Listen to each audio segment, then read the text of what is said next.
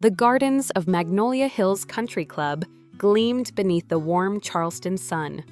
Rows of roses blooming in careful symmetry.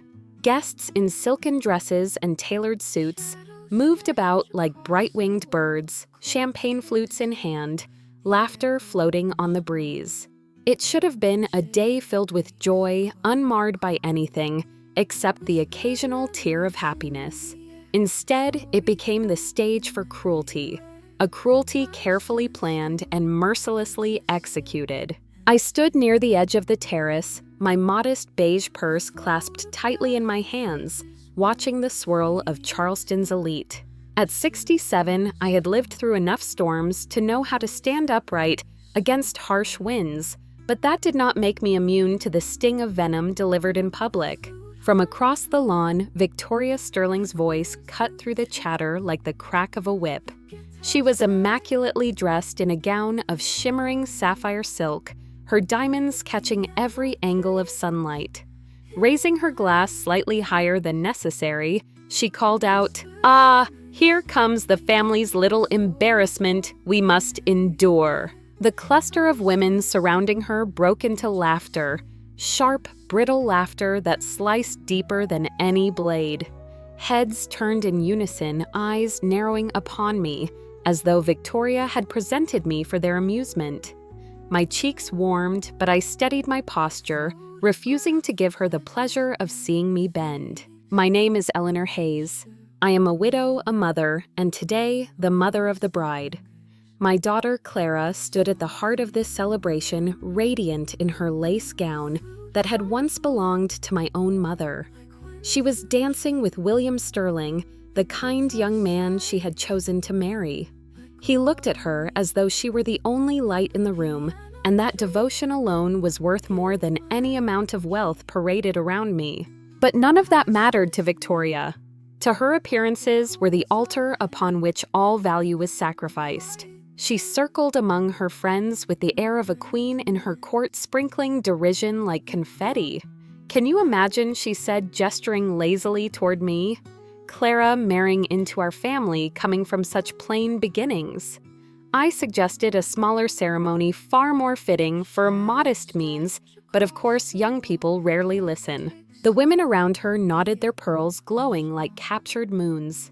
Their smiles were the kind reserved for gossip, smug and sharp-edged. I glanced back toward Clara. She had no idea what was being said about her mother only a few steps away. Her laughter rang across the terrace, clear and free, as William spun her gently in the sunlight.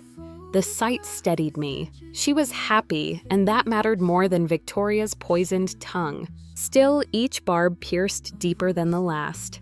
When one of Victoria's friends leaned closer and whispered just loudly enough for me to hear, "Do you suppose Eleanor can even afford this dinner?" Another round of chuckles followed.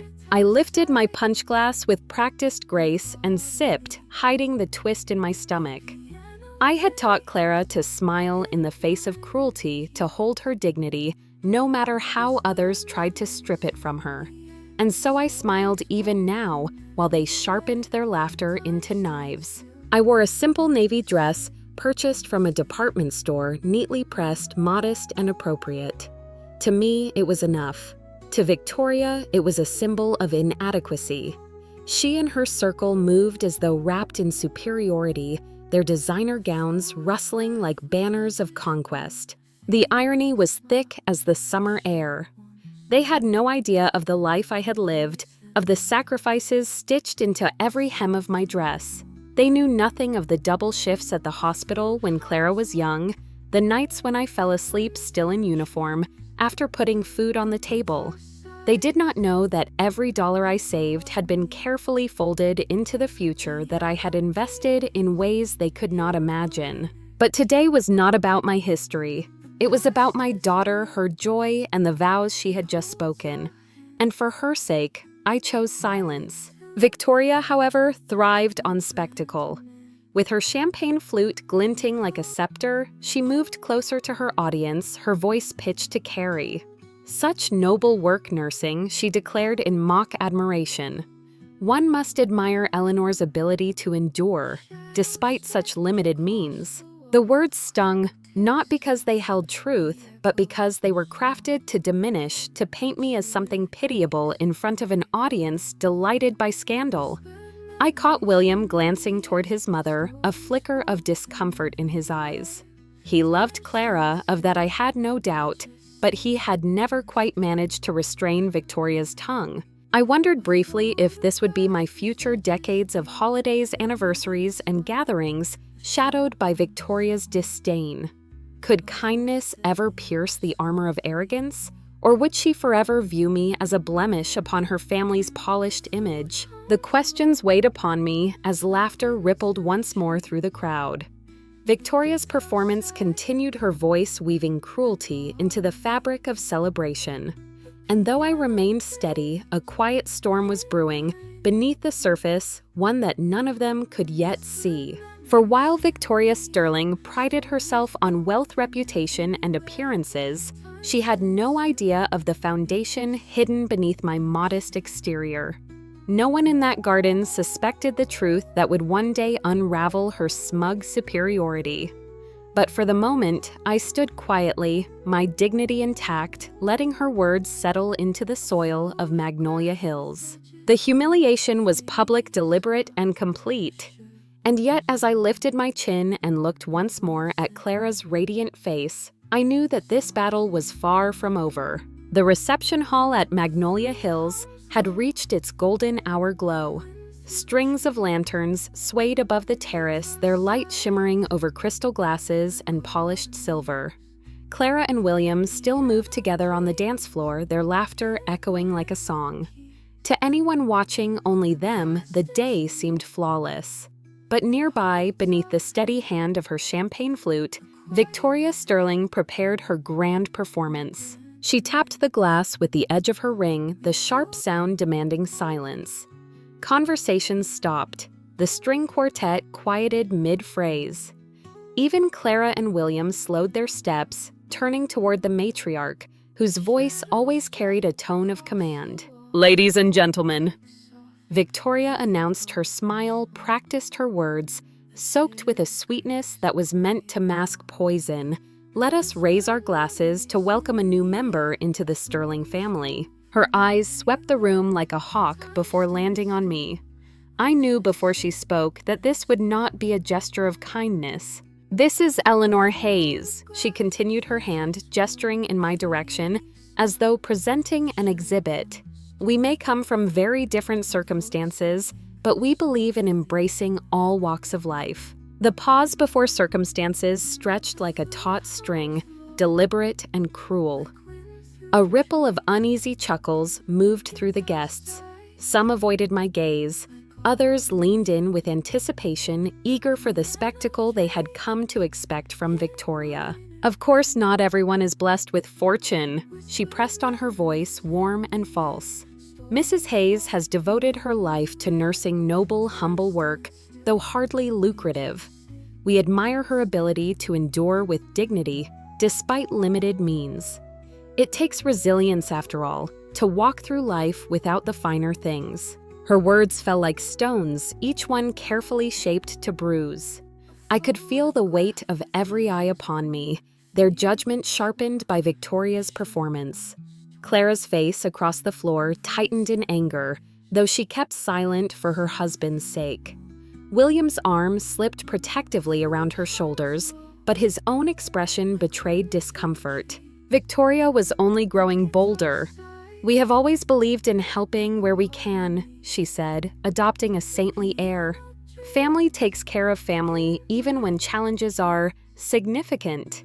And so as Clara joins us, we extend not only our love, but also our support. The condescension was unbearable. She was painting me as a charity case before Charleston's most distinguished families, stripping away my dignity for the entertainment of her peers. I straightened, prepared to endure the rest, when I noticed movement near the entrance. Edward Sterling. Victoria's younger brother stood frozen, his champagne glass trembling in his hand. His gaze was locked on me with an intensity that unsettled the air. His lips moved silently as though trying to match a name to a memory. "Let us toast!" Victoria concluded, lifting her glass high to Eleanor Hayes. May she find comfort knowing her daughter has married into a family that values generosity toward those in need. At that moment, Edward's glass slipped from his fingers, shattering against the stone terrace. The sharp crack silenced even the murmurs. Every head turned. Victoria's triumphant smile faltered. "Edward, what on earth?" But he lifted a hand, silencing her. His voice was low but carried through the stunned crowd. "Wait. Just wait." He moved toward me, each step hesitant at first, then steadier as recognition grew in his eyes. "Aren't you, oh my God, aren't you the investor, the one behind Hayes Holdings?" The air thickened with shock. The crowd, once eager to laugh, now leaned forward, every ear straining for the answer. I said nothing, but Edward's face told the story. His words tumbled out in disbelief. 3 years ago, when we were weeks away from collapse, it was you. $25 million. The silent partner with controlling interest. You're the reason Sterling Capital still exists. Gasps erupted. Guests glanced at each other, calculating what this revelation meant. Victoria's eyes widened in horror. "That's impossible," she stammered. "Edward, you must be mistaken. She's Clara's mother, a nurse." But Edward shook his head, certainty hardening his voice.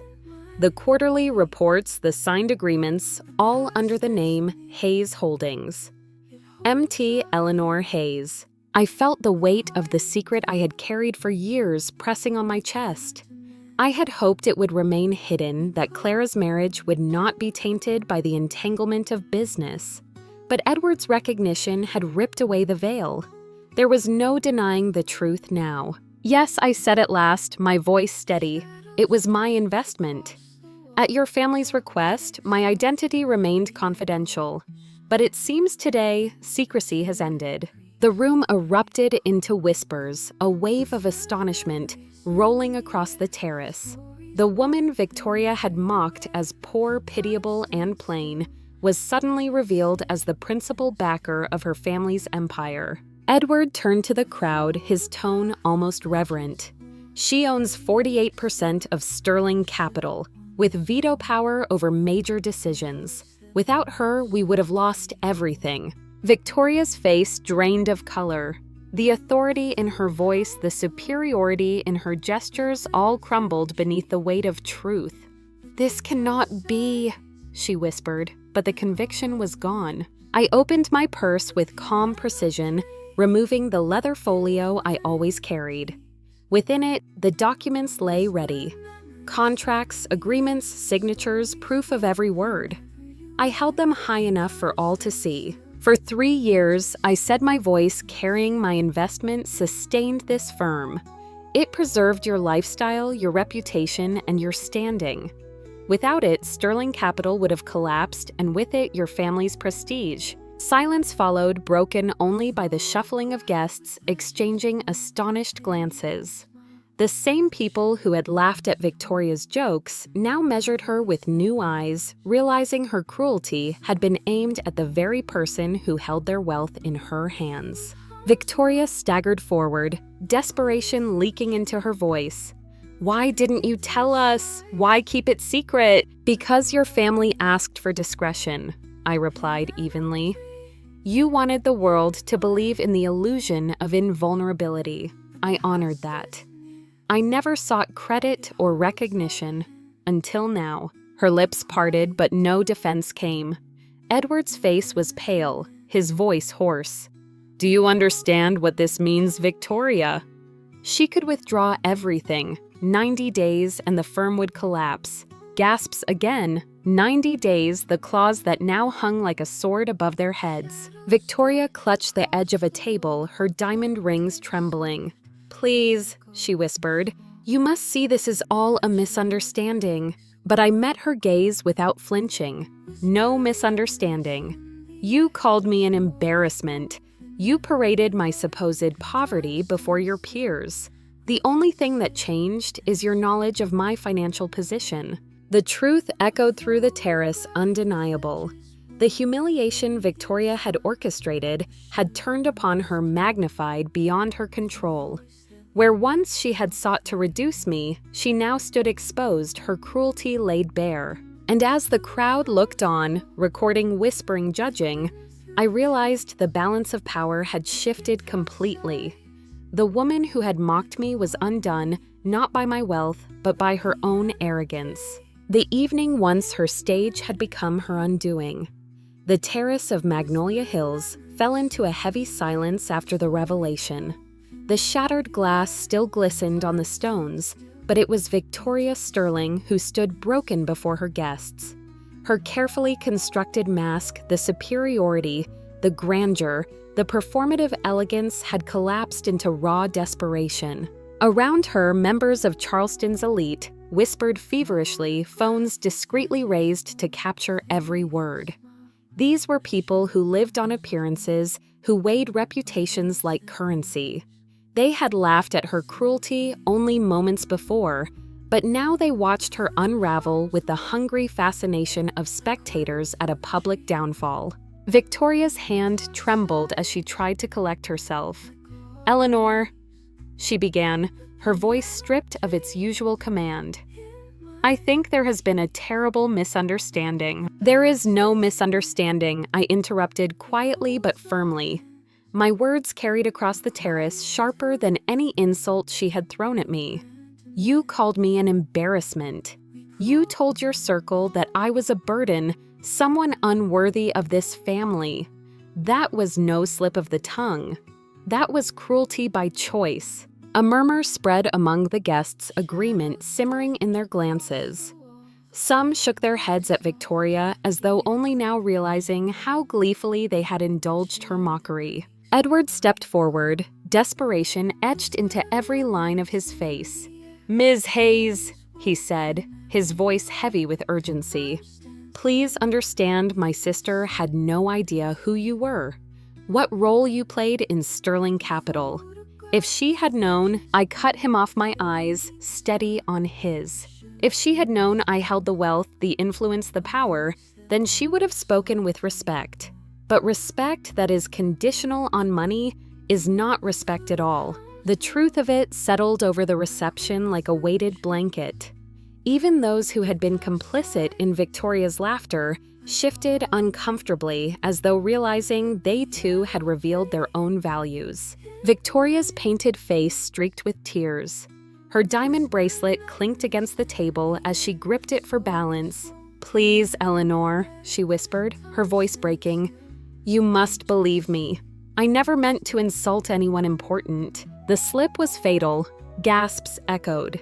She herself realized it too late, covering her mouth with a trembling hand. "Someone important," I repeated, my tone steady. "So you are not sorry for being cruel. You are sorry for being cruel to the wrong person." The words landed with devastating force. Guests exchanged knowing glances. The damage was irreversible. Edward tried again, panic sharpening his voice. "We cannot allow this to destroy everything. Surely we can discuss this privately, resolve the matter with discretion." I shook my head. "No. Your sister chose to humiliate me publicly, to parade her contempt before all these witnesses. Let her face the consequences in the same light she sought for herself." The crowd leaned closer, the moment becoming history before their very eyes. I opened my leather folio once more, removing the signed agreements. The embossed seals gleamed under the lantern light. "These documents," I said, "clearly represent my $25 million investment into Sterling Capital. Without this capital, your firm would have closed 3 years ago. These papers are not just numbers. They are the survival of your employees, your clients, your reputation." I flipped through the clauses deliberately, my voice calm but commanding. "They grant me controlling interest. They allow me to terminate the partnership with 90 days' notice. They require professional respect. Each of these provisions was designed to protect my position. Yet here I stand, the object of mockery by the very family my support preserved." The silence that followed was crushing. Even the night breeze seemed to hesitate. Victoria's shoulders sagged under the weight of her ruin. "Please," she said again, her words little more than a rasp. "Think of Clara. Think of William. Do not let this destroy them." "I am thinking of them," I answered coldly. "I am thinking of the family my daughter has just married into, a family that ridicules those they believe to be powerless. Tell me, Victoria, if Edward had not recognized me tonight, how would you have treated me tomorrow or next year? Would the cruelty have ended, or would it have sharpened certain of my silence?" Her silence was answer enough. The truth written across her face told me what my future would have been: decades of humiliation sharpened at every holiday and gathering. The guests saw it too. They looked at Victoria not as the queen of Charleston society, but as a cautionary tale unraveling in front of them. Edward reached for diplomacy one last time. "Ms. Hayes, please. You must understand our firm respects you deeply, and you respect my money," I corrected, my voice unwavering. "But respect should not depend on wealth. If it does, then it is not respect, but opportunism. And I have no interest in rewarding opportunism." The words landed harder than any threat. Edward's face blanched, his mind already calculating the losses that would ripple through the firm if I pulled out. The guests, many of whom were also clients, exchanged meaningful glances. They too understood what was at stake. Victoria tried again, clinging to the last shreds of control. "I was only trying to make the wedding perfect." "The stress." I raised an eyebrow. "The stress made you call me an embarrassment. The stress made you parade my supposed poverty as a source of amusement." She faltered, unable to respond. "No," I said softly but firmly. "Stress does not create cruelty. It reveals it." The words sealed her fate. By the time the evening ended, Victoria Sterling's reign in Charleston society was finished. Within days, word spread through every circle the matriarch who had humiliated her daughter-in-law's mother, only to discover that woman controlled nearly half of her family's fortune. Memberships were revoked quietly but swiftly. Invitations dried up. Once the arbiter of taste and influence, she became a whispered example of arrogance undone. For Sterling Capital, the fallout was immediate. Clients withdrew funds shaken by the revelations of dependence and deception. Edward scrambled to stabilize the firm, offering me concessions, apologies, anything to keep my investment in place. Only after Victoria was completely removed from business operations and after mandatory sensitivity reforms were implemented did I agree to maintain the partnership. And Clara. She left the reception that night in William's arms, her joy intact despite the storm. She would build her marriage not on money nor on society's approval, but on love and mutual respect. That was the legacy I wanted for her.